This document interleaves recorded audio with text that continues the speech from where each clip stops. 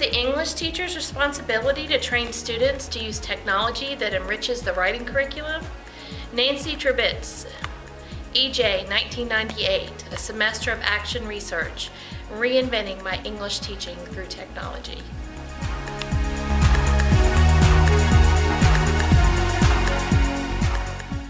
As early as 1939, Walter Ginsberg implored us to consider the technological advances already affecting the great expressional and interpretational areas of life with which our English teaching is concerned, especially in the way that they open new spheres of experiences. Ginsberg highlights the motion picture as a veritable literature of its own, and he also recognizes it as a medium that makes books spring to life for the first time in the student's experience.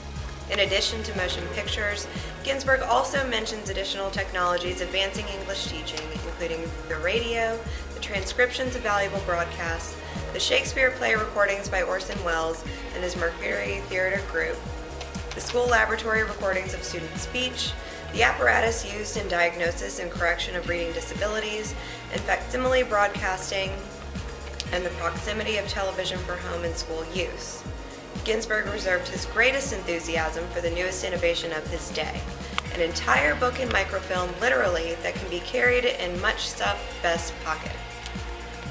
Walter Ginsberg, EJ, 1939, Technology and English Teaching.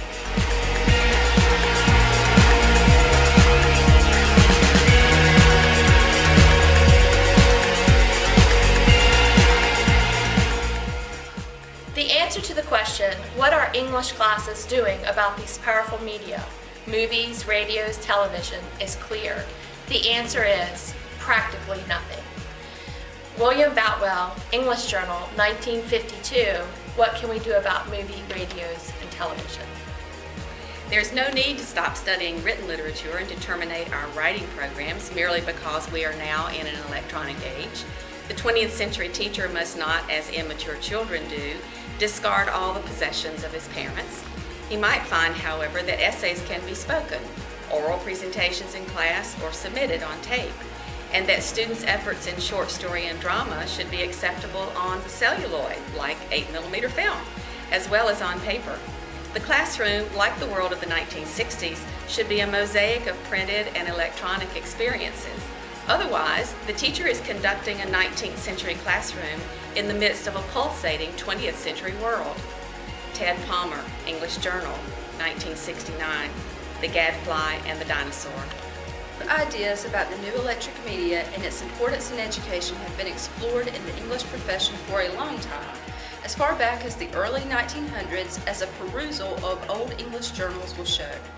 The interest in media has intensified since the 1950s and 60s, when we became conscious of our media environment.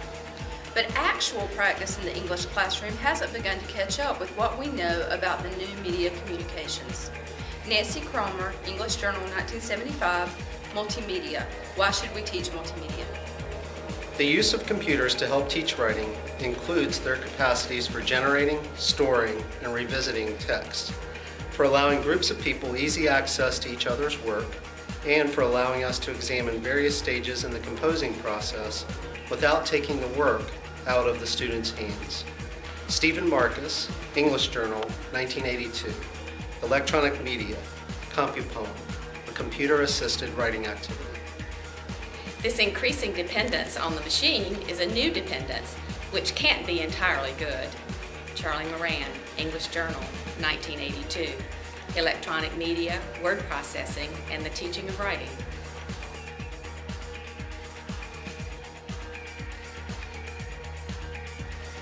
For the most part, our students have never known a time without computers, cell phones, video games, voicemail, and the myriad other technological wonders available to them. They approach these inventions fearlessly, confident that they can master their use and eager to conquer the challenges they present. And they delight in teaching us adults what they know, sometimes to our embarrassment and chagrin. For many of our students, technology is a savior, putting them in control, allowing them to do the teaching for a change, and providing them with unlimited access to a world of information. Virginia Monceau, English Journal, 2000. From the editor. As we embrace the new technology, It is important for us to look at the trade-offs, to see what the technology allows us to do, what it makes us do against our will, how it frees us to do new things, but also how it limits our choices. The role of criticizing media is not a task we can afford to relegate to media experts or communications theorists.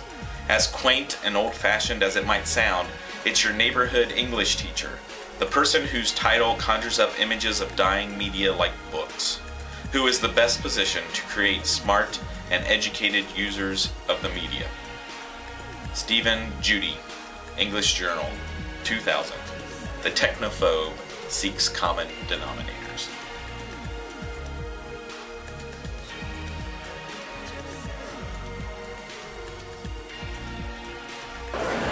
When Kathleen Blake Yancey addressed NCTE as president in 2008, she acknowledged that the landscape for our field was different.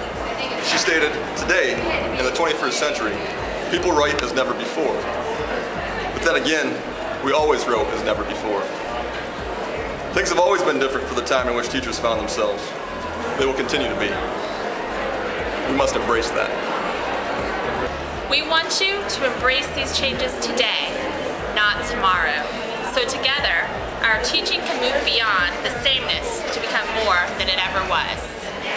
Hicks, Young, Cater, and Hunt, English Journal, 2012. Same as it ever was, enacting the promise of teaching, writing, and new media.